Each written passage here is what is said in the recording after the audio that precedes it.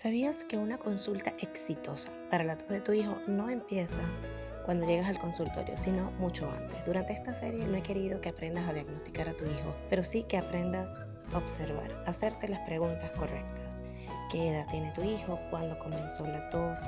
¿Cómo comenzó la tos? ¿Cuál es el contexto en el que aparece esta tos? ¿Qué lo empeora o qué lo mejora? Y por último, ¿cuáles son esos síntomas asociados? Puede ser fiebre, puede ser dificultad para respirar, cambios en su actividad física, agotamiento, pérdida de peso. Todos estos detalles que parecen insignificantes podrían ser el dato clínico para llegar al diagnóstico de tos en tu hijo. Al final del día, la evidencia no cambia nada hasta que tu mamá y tu familia entiendan qué está pasando con tu hijo. Y por supuesto, si este contenido resuena contigo y con los problemas de salud respiratoria en tu hijo y quieres mejorar la comunicación con tu pediatra, sígueme para más contenido como este.